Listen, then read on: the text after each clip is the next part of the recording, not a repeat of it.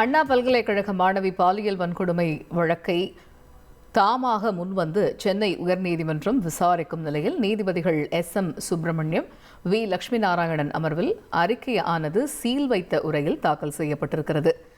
இதுகுறித்த முழு விவரங்களை அறிவோம். எமது செய்தியாளர் சுரேஷ் இணைகிறார். சுரேஷ், வணக்கம். என்னென்ன விவரங்கள் அறிக்கையாக தற்பொழுது தாக்கல் செய்யப்பட்டிருக்கிறது? முழு தகவல்கள் என்ன? இது பற்றிய விவரங்களை எமது செய்தியாளர் ராஜா விவரிக்க கேட்போம். ராஜா, வணக்கம். என்னென்ன தகவல்கள் சீல் வைத்த உரையில் அறிக்கையாக தாக்கல் செய்யப்பட்டிருக்கிறது? அண்ணா பல்கலைக்கழக மாணவி பாலியல் வன்கொடுமை தொடர்பான வழக்கை சென்னை உயர்நீதிமன்றம் தாமாக நேற்று பொழுதுபோக்கான விஷயங்கள் கூட நமக்கு வருமானத்தை அள்ளி தரும். இங்க ஒருத்தர் கைவினை பொருட்கள் பிசினஸ் செஞ்சு மாசம் பல மடங்கு சம்பாதிக்கிறாரு. எப்படின்னு தெரிஞ்சுக்க ஃப்ரீடம் ஆப்பை டவுன்லோட் பண்ணுங்க.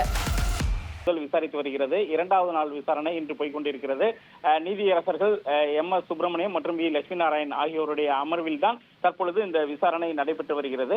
அரசு தரப்பினுடைய பல்வேறு விஷயங்களை சீல் வைத்த கவரில் அவர்கள் கொடுத்துள்ளனர். பல்வேறு விஷயங்கள் அரசு தரப்பில் கொடுக்கப்பட்டுள்ளது.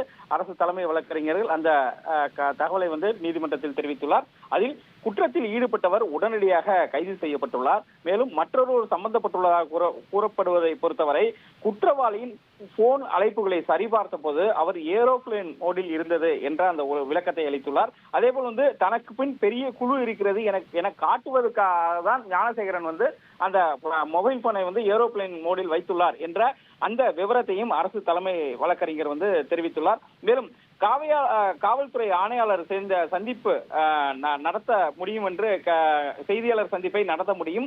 இதுவரை நடந்த விசாரணையில் ஒருவர் மட்டுமே குற்றவாளி என தெரிய வந்துள்ளதாக அவர் காவல்துறை ஆணையர் தரப்பில் தெரிவிக்கப்பட்டுள்ளது.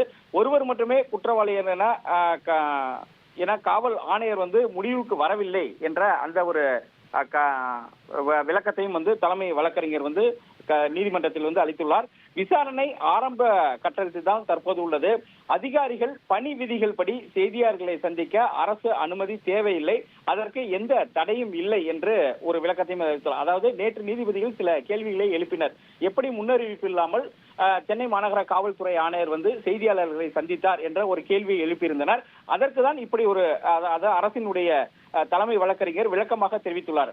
அதிகாரிகள் பணி விதிகள் படி செய்தியாளர்களை சந்திக்க அரசு அனுமதி தேவையில்லை, அதற்கு எந்த தடையும் இல்லை என்றும் மாவட்ட ஆட்சியர், காவல் ஆணையர்கள், காவல் கண்காணிப்பாளர்கள் அலுவல் ரீதியாக செய்தியாளர்களை சந்திக்கலாம் என்றும் தனிப்பட்ட முறையில் தான் செய்தியாளர்களை சந்திக்க முடியாது.